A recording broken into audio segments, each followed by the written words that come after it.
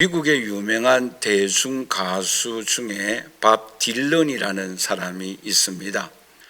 이 사람은 유대인입니다. 그리고 어릴 때부터 왕따를 당하는 아픔을 경험합니다. 그렇기 때문에 기존 사회에 대하여 비판적인 의식이 있었습니다. 그리고 많은 사람들에게 인기가 굉장히 올라가고 있었습니다. 그러나 이 사람에게도 절망의 순간이 찾아왔어요. 1970년도에 아내와 이혼을 하게 됩니다. 그리고 그 해에 영화를 제작하였는데 그 영화도 실패를 하였습니다. 그리고 자녀들이 5명이 있었는데 양육권을 포기하여야 할 정도로 가난하게 됩니다. 이러한 절망한 가운데 있었을 때에 이 사람이 유대인임에도 불구하고 1979년도부터 성경 공부를 시작합니다. 성경 공부하면서 이 사람이 예수님을 구주로 영접하게 됩니다. 그리고 이러한 앨범을 냅니다. 마음속에 있는 크리스마스라는 유명한 곡을 부르면서 또 한 번 인기가 올라가게 됩니다. 그런데 이 마음속의 크리스마스라는 이 곡은 예수님을 구주로 고백하는 그러한 곡이 가사가 있었어요. 그럴 때에 많은 사람들이 이제부터 이 사람은 인기가 떨어질 것이다 라고 생각을 하였습니다. 그럼에도 불구하고 이 사람은 예수님을 내 마음속에 모셨기 때문에 예수님을 나의 구주로 믿는다라는 신앙의 고백적인 여러 가사들을 만들게 됩니다. 그리고는 인기가 올라가고 있었어요. 미국의 각종 시상식에 수상을 하게 됩니다. 여러 가지 상을 수상하게 됨으로 인하여서 이 사람은 더 노골적으로 작사를 합니다. 그 가사 내용을 보면은 이러한 내용이 있어요. 악마를 섬기든지 또는 주님을 섬기든지 당신은 누군가를 선택해야 합니다 라는 그러한 가사가 있어요. 이러한 노래를 듣고 많은 사람들이 이제 저 사람은 끝났다. 왜? 너무나 노골적으로 예수님에 대해서 신앙을 고백하고 있었기 때문입니다. 그럼에도 불구하고 이 사람은 2016년에 노벨 문학상을 수상하게 됩니다. 그러고 나서 그는 유명한 곡을 하나 만들게 됩니다. 그 내용 중에 이런 가사가 있습니다. 할렐루야, 나는 준비되었네. 누군가 나를 만졌다네 라는 가사가 있습니다. 사랑하는 성도 여러분, 누군가가 누구입니까? 바로 하나님이십니다. 하나님이 이 밥 딜런이라는 사람을 어루만져 주셨어요. 찾아가셨어요. 그러므로 방황하였던 이 가수가 예수님을 믿고 예수님을 찬양하고 하나님께 영광을 올리는 가수로 변화되어졌어요. 여러분, 이 사람이 어떻게 이렇게 변화되어질 수 있었습니까? 그것은 복음의 능력입니다. 여러분, 오늘 복음 말씀해 보시면 천국은 무엇과 같아라고 말씀을 하고 있습니까? 겨자씨와 같아라고 말씀을 하고 있지요. 여러분, 왜 천국은 겨자씨와 같아라고 말씀하고 있겠습니까? 그 겨자씨를 땅에 뿌리면 싹이 납니다. 열매를 맺기 때문입니다. 그 겨자씨 속에는 생명이 있기 때문입니다.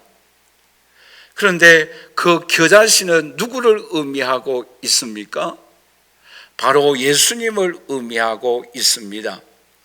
그 겨자씨는 하나님의 말씀을 의미하고 있습니다.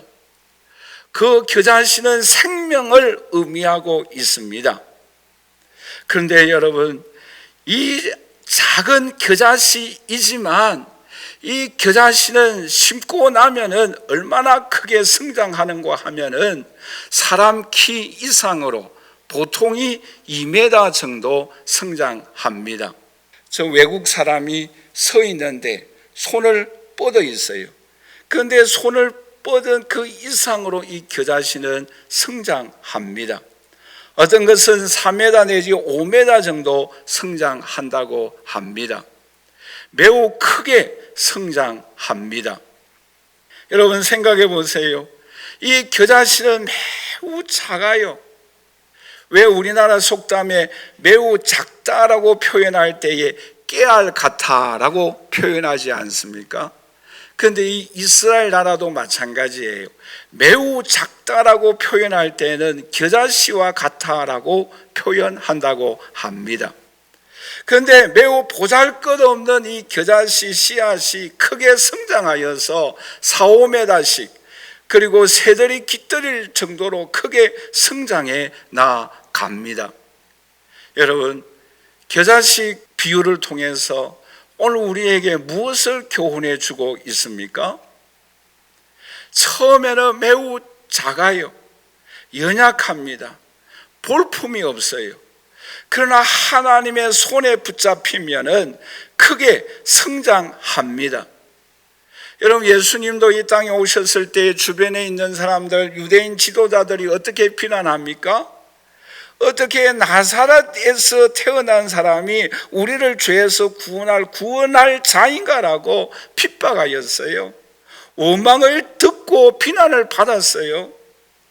여러분, 예수님의 12 제자를 생각해 보십시오. 그들은 갈릴리 사람 출신이에요. 천민이에요. 그런데 그 사람들을 통해서 어떻게 하나님 나라가 확장되어질 수 있습니까? 그런데 보십시오. 예수님 한 사람으로 시작된 그 복음은 오늘날 우리 한국에 전파되어져서 약 1,200여만 명의 많은 사람들이 예수님을 믿고 있지 않습니까?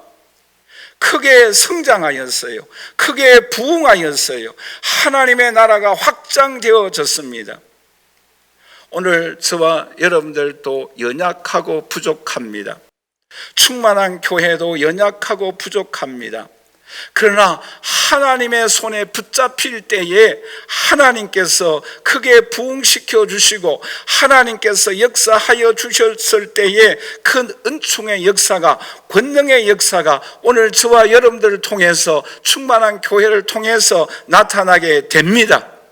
오늘 우리들은 이 하나님의 은총을 사모하여서 하나님의 귀한 손에 붙잡힌 바 되는, 하나님이 우리를 어루만져 주실 때에 변화되어지고 능력의 사람이 되고 그리고 존귀함을 얻는 하나님의 자녀들이 되시기를 주님의 이름으로 간절히 축원합니다. 그러면 이 겨자씨 비유를 통해서 오늘 우리에게 교훈하고자 하는 것이 무엇이겠습니까?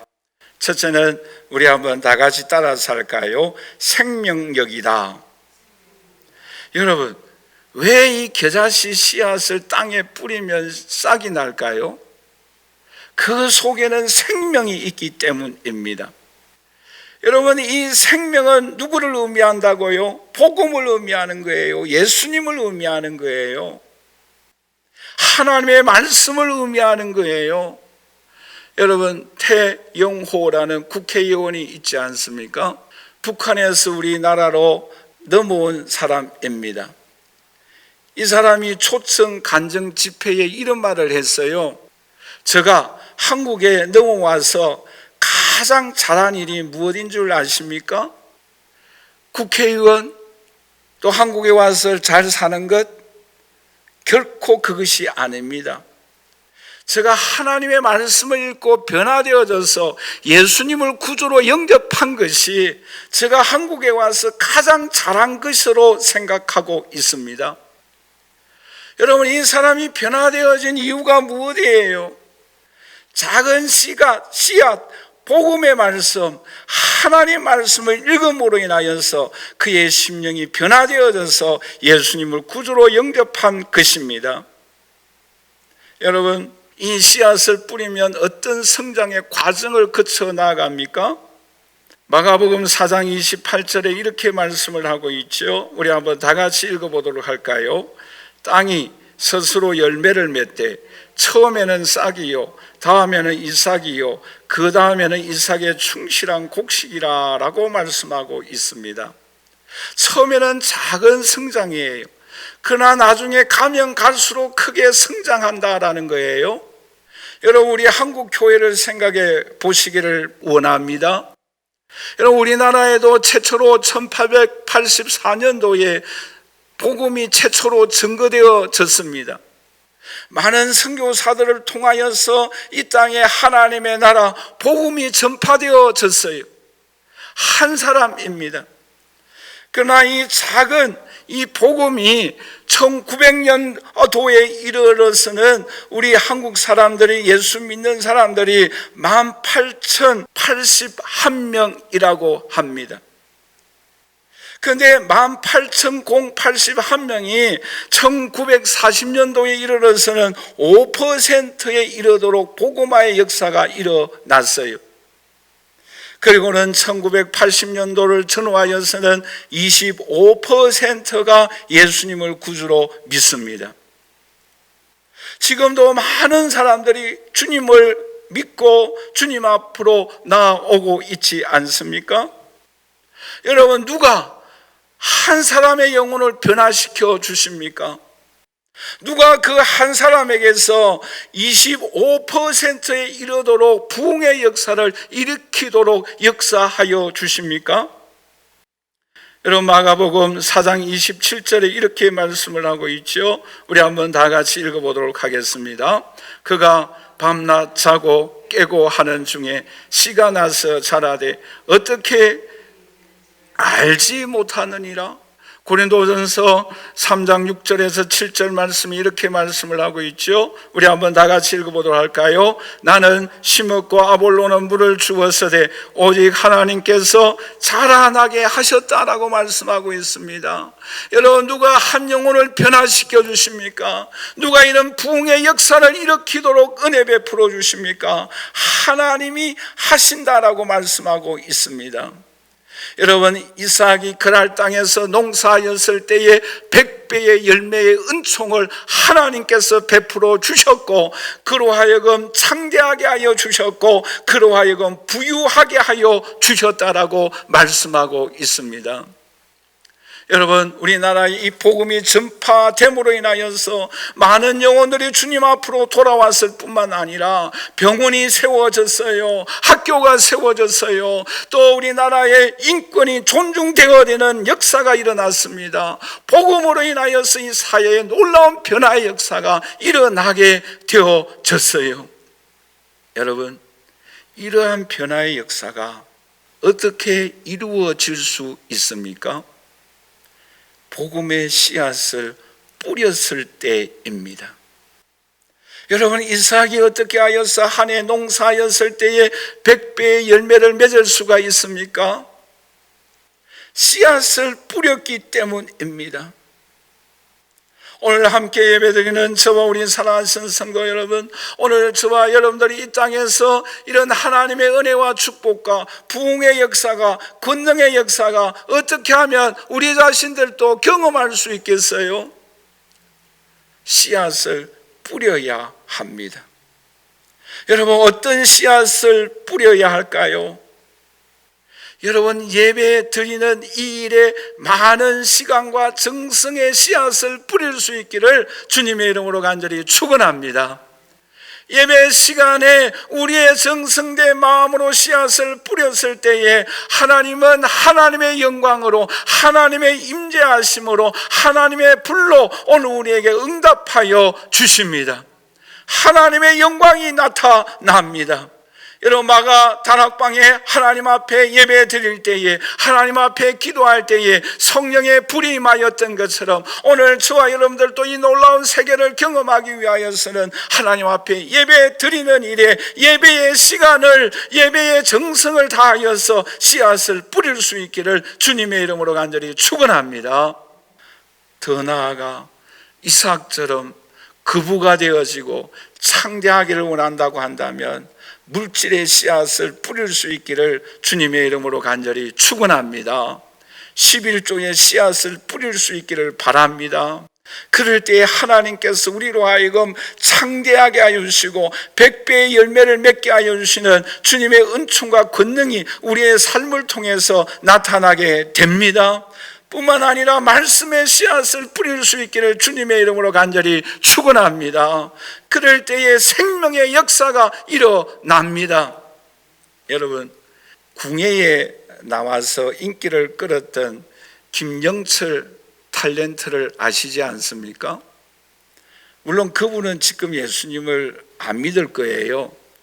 그런데 그분 어머니께서 예수님을 믿게 됩니다. 그런데 그 아들이 집에 와서 만나게 됩니다. 그 아들에게 이 어머니가 말을 합니다. 나 교회 다녀. 나 예수 믿어. 지금이 참 좋아.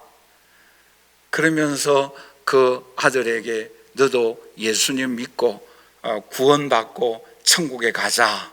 그러면서 이 어머니께서 그 아들에게 나 교회 가서 이제 집사도 됐어. 그러니까 그 아들이 집사가 뭐예요? 그러니까 그 어머니가 대답하기를 집사는 천국에 집을 사둔 사람이 집사라고 한단다. 여러분, 그 한 영혼을 변화시키는 것은 하나님의 말씀의 씨앗이 들어갈 때에 그 심령이 변화되는 줄 믿습니다. 그러므로 오늘 우리는 복음의 씨앗을 뿌려야 합니다. 더 나아가 오늘 저와 여러분들은 주님 앞에 기도의 씨앗을 많이 뿌릴 수 있기를 주님의 이름으로 간절히 축원합니다. 왜요? 기도의 씨앗을 뿌릴 때에 하늘의 비밀한 역사를, 크고 비밀한 일들이 오늘 우리 개인과 가정과 교회 위에, 우리 민족 위에 일어나게 됩니다. 그 놀라우신 기도의 응답의 능력을 경험함으로 인하여 우리의 신앙이 성장하고 간증하며 하나님 앞에 영광을 올려드리는 저와 여러분들이 되시기를 주님의 이름으로 간절히 축원합니다. 그리고 헌신하십시다. 주님 앞에 봉사하십시다. 봉사의 씨앗을 많이 뿌렸을 때에 하나님의 나라 상급이 오늘 저와 여러분들에게 주어집니다. 그리고 이 땅에서 보람과 의미 있는 삶을 살아가게 됩니다. 그러므로 오늘 저와 여러분들 이 땅에 많은 씨앗을 뿌림으로 인하여 주님께서 우리에게 100배, 1000배 열매 맺게 하여 주시는 이 은혜와 이 권능을 경험할 수 있기를 주님의 이름으로 간절히 축원합니다. 두 번째로, 마지막으로, 여러분, 이 겨자씨 비유를 통해서 우리에게 교훈하고 있는 것이 무엇이겠어요? 우리 한번 다 같이 따라서 합니다. 영향력이다. 여러분 보세요. 처음에 이 겨자씨 씨앗을 뿌릴 때 얼마나 작은가 하면은, 우리 그림을 한번 볼까요? 손가락 위에 조그만 거 있잖아요, 그렇죠? 저게 겨자씨예요. 그런데 이 겨자씨가 성장하면은요 4, 5m씩 성장한다라고 말씀을 드린 바가 있죠. 그런데 왜 오늘 본문에서 이 겨자씨를 심었을 때는 아주 작은데 심고 난 이후에 이렇게 크게 성장한다라고 왜 대조적으로 말씀을 하고 있겠습니까? 여기에 오늘 우리에게 주시는 교훈이 몇 가지가 있어요. 여러분, 이 스펄전 목사님은 이렇게 표현하고 있습니다. 지극히 작은 겨자씨 씨앗 속에 엄청난 비밀의 세계가 그 속에 담겨져 있다라고 말한 바가 있습니다. 여러분, 매우 작은 것인데 성장하고 나면 크게 되어진다. 이 대조 속에는 하나님의 엄청난 복음의 비밀이 포함되어져 있다라는 거예요. 그럼 그 비밀이 무엇이겠어요? 매우 작은 것이지만 하나님의 손에 붙잡혀 성장할 때는 놀라운 역사를 일으킨다라는 그 비밀이 이 겨자씨 비유 속에 포함되어져 있다라는 것입니다. 여러분 생각해 보세요. 어린 아이가 갖고 있는 보리떡 5개와 물고기 2마리를 가지고 예수님 손에 들리워질 때에, 예수님이 축사하였을 때에 5,000명을 먹이고도 남았다라고 말씀하고 있지 않습니까? 매우 작아요. 우리는 작은 것을 멸시합니다. 귀중히 여기지 않습니다. 그런데 그 작은 것을 주님 앞에 드렸을 때에, 예수님이 그것을 손에 잡고 축도하였을 때에, 나누어 줄 때에 놀라운 역사가 일어나게 하여 주셨어요.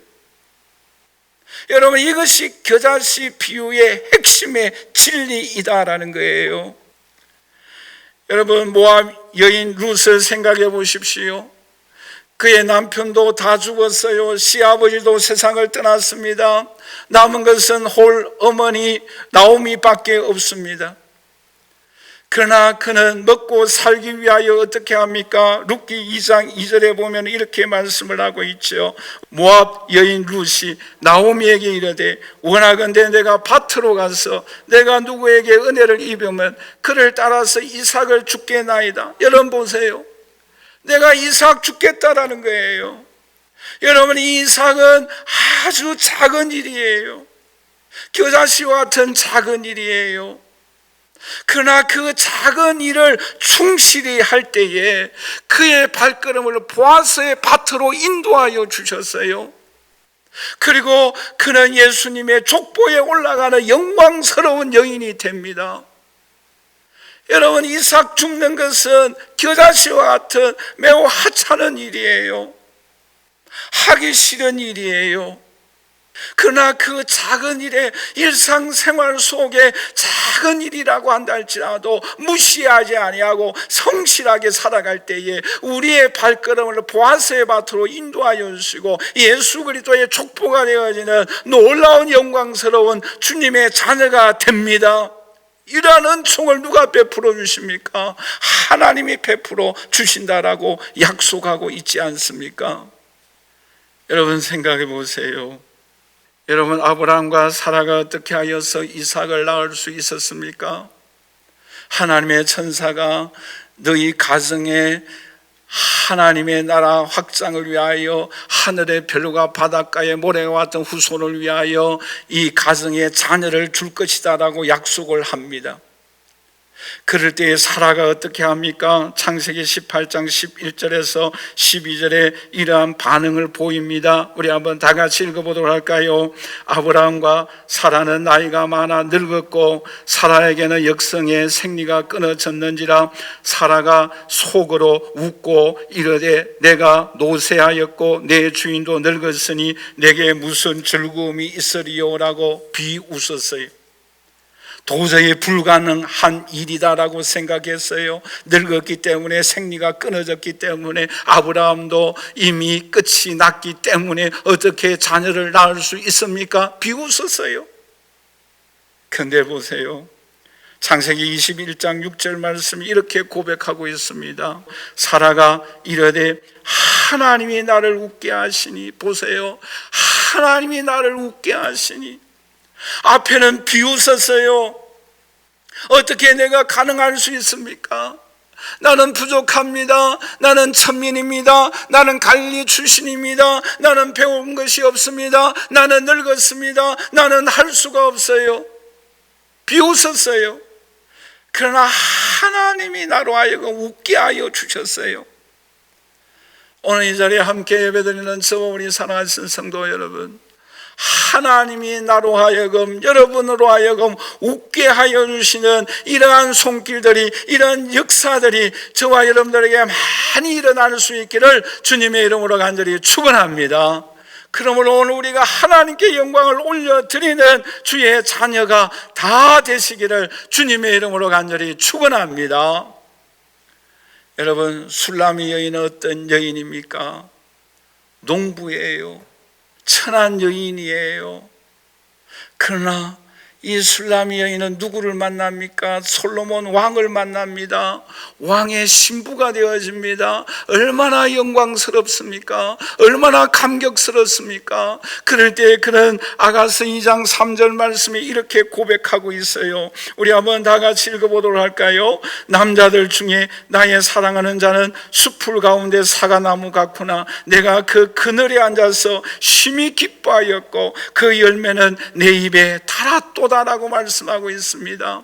여러분, 이 술람이 여인이 솔로몬 왕의 그늘 그 아래 앉아서 기뻐하는 것처럼 오늘 저와 여러분들도 예수 그리스도 앞으로 나올 때에 예수 그리스도로 인하여 기뻐하며 즐거워하는 주의 자녀들이 되시기를 주님의 이름으로 간절히 축원합니다. 오늘 우리는 이 은혜를 경험하여야 합니다. 여러분, 십자가 앞으로 나아가십시다. 그 십자가가 오늘 우리에게 무한한 영광으로 다가오는 주님의 은총을 우리는 경험하여야 합니다. 여러분, 찬송가 415장을 우리 한번 다 같이 보실까요? 십자가 그늘 아래 나시기 원하니 저 햇빛 심이 뜨겁고 또 짐이 무거워 이 광야 같은 세상에 늘 방황할 때에 주 십자가의 그늘에 내 쉴 곳 찾았네. 오늘 이 자리에 함께 예배드리는 저와 우리 사랑하신 성도 여러분, 오늘 저와 여러분들이 술람이 여인이 솔로몬 왕의 그늘 아래 들어가서 열매를 먹고 기뻐하며 즐거워하였듯이 오늘 저와 여러분들도 십자가 그늘 아래로 나아가십시다. 그럴 때 주님의 은총이, 주님의 능력이, 성령의 권능이 오늘 우리의 심령 속에 넘쳐 흐르는 귀한 역사가 나타나는 것을 체험할 수 있기를 주님의 이름으로 간절히 축원합니다. 오늘 우리는 십자가 그날 앞으로 나아가야 합니다. 광야 같은 이 세상에서 우리가 어렵고 힘들 때가 있습니다. 넘어질 때가 있습니다. 낙심할 때가 있습니다. 그럴 때마다 십자가 앞으로 나아가십시다. 여러분, 찬송가 151장에도 이런 간사가 있지 않습니까? 만왕의 왕 내 주께서 왜 고초당했나? 이 벌레 같은 날 위에 그 보혈 흘렸네. 십자가 십자가 내가 처음 볼 때에 나의 마음의 큰 고통 사라져 오늘 믿고서 내 눈 밝았네. 참 내 기쁨 영원하도다. 주님, 우리의 마음속에 고통과 아픔과 낙심과 좌절이 있을 때에 주님의 십자가 앞으로 나아갈 때에 주님께서 오늘 우리에게 주시는 은총의 세계를, 능력의 세계를, 성령의 권능을 하늘에서 부어주시는 축복을 경험하는 저와 여러분들이 다 되십시다. 그럴 때 오늘 우리들도 간증하는 주의 자녀들이 되십시다. 여러분, 고린도후서 6장 9절에서 10절 말씀에 이런 고백이 있죠. 우리 한번 다 같이 읽어보도록 할까요? 무명한 자 같으나 유명한 자요, 죽은 자 같으나 보라 살아있고, 징계를 받은 자 같으나 죽임을 당하지 아니하고, 근심하는 자 같으나 항상 기뻐하고, 가난한 자 같으나 많은 사람을 부유하게 하고, 아무것도 없는 자 같으나 모든 것을 가진 자로다. 오늘 이 자리에 함께 예배드리는 저와 우리 사랑하신 성도 여러분, 미랄의 이 한 작은 겨자씨 비유를 통해서 우리에게 교훈하는 것이 무엇입니까? 우리는 가난한 자입니다. 우리는 연약한 자입니다. 우리는 죄인입니다. 그러나 하나님이 우리를 터치하여 주시면, 하나님이 우리를 만져주시면 우리는 부유한 자가 됩니다. 능력 있는 사람이 됩니다. 권능 있는 사람이 됩니다. 하나님 앞에 쓰임 받습니다. 우리의 주위에 있는 많은 사람들에게 기쁨의 이 복음의 소식을 전할 수 있는 하나님의 나라 확장 사역에 쓰임 받는 하나님의 자녀가 되어질 수 있습니다. 오늘 우리는 이런 주의 자녀가 되어져야 합니다. 그뿐만 아니라 이 겨자씨 속에 우리에게 중요한 교훈이 무엇입니까? 오늘 우리가 이 십자가 아래, 그늘 아래 나아가서 은혜를 받으면 이제는 저와 여러분들이 이 그늘을 제공해 주어야 합니다. 여러분, 오늘 본 말씀해 보시면 새들이 와서 깃든다라고 말씀하고 있지 않습니까? 여기서 깃든다라는 의미의 말씀이 뭔가 하면은 그들이 날라와서 앉아서 안식을 누린다라는 내용의 말씀입니다. 여러분, 오늘 우리의 가정이 충만한 교회가 이러한 많은 세상 사람들이 우리에게 나와서 안식을 누리고 평안을 누릴 수 있는 오늘 우리의 가정이, 우리 충만한 교회가, 우리 한국 교회가 되어야 될 줄 믿습니다. 우리는 이 그늘을 제공하여 주어야 합니다. 여러분, 나오미가 그의 며느리 룻에게 뭐라고 이야기합니까? 룻기 3장 1절 말씀에 이런 말을 하죠. 우리 한번 다 같이 읽어보도록 할까요? 룻의 시어머니 나오미가 그에게 이르되 내 딸아, 내가 너를 위하여 안식할 곳을 구하여 너를 복되게 하겠다라고 말하고 있습니다. 네가 안식할 곳을 찾아주겠다라는 거예요. 여러분, 이때 나오미가 성경학자들이 그 나이가 어느 정도인가 하면은 약 한 40대 전후가 아닌가 이런 이야기를 합니다. 그렇다고 한다면 본인이 안식할 곳을 찾을 수 있지 않겠어요? 그런데 이 시어머니를 모시고 있는 자기 며느리를 위하여 안식할 곳을 찾아주겠다. 이것은 대단한 결심이에요. 뿐만 아니라 보아스도 룻이라는 이 여인을 만났을 때에 어떻게 이야기합니까? 룻기 2장 11절에서 12절에 이런 말씀이 있죠. 우리 한번 다 같이 읽어보도록 할까요? 보아스가 그에게 이르되 내 남편이 죽은후로 네가 시어머니에게 행한 모든 것과 내 부모와 고국을 떠나 전에 알지 못하는 백성에게로 온 일이 내게 분명히 알려졌느니라. 여호와께서 네가 행한 일에 보답하시기를 원하며 이스라엘의 하나님 여호와께서 그의 날개 아래의 보호를 받으러 온 데에게 온전한 상 주시기를 원하노라 라고 말하고 있지 않습니까?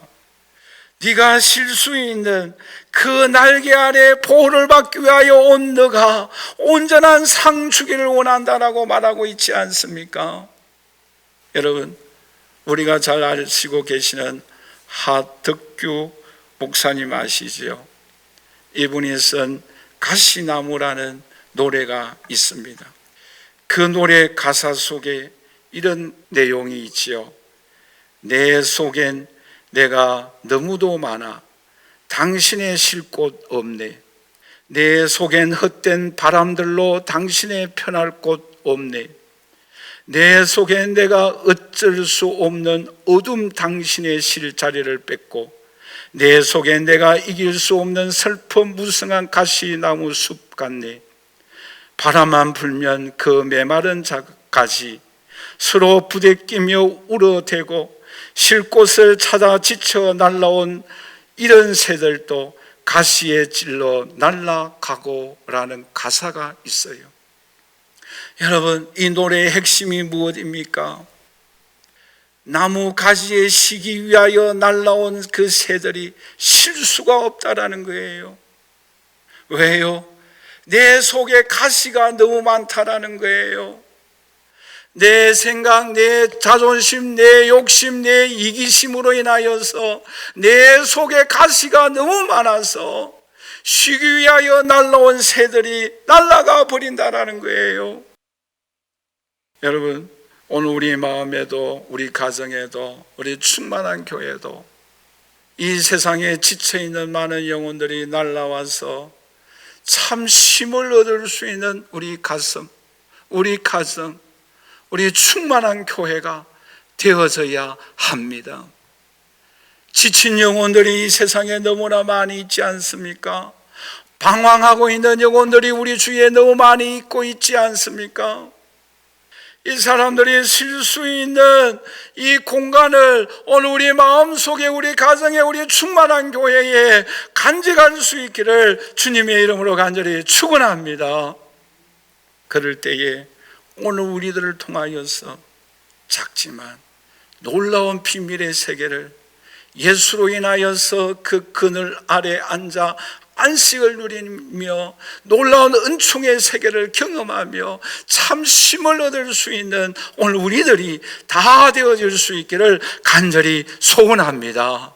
그리고 우리가 쉼을 얻었기 때문에, 우리가 안식을 누렸기 때문에, 우리가 하나님의 능력을 경험하였기 때문에 지치고 피곤한 영혼들을 초청하여서 그들도 참 쉼을 누리게 하는 오늘 우리의 가슴이, 오늘 우리 가정이, 오늘 우리 충만한 교회가 되어질 수 있기를 주님의 이름으로 간절히 축원합니다.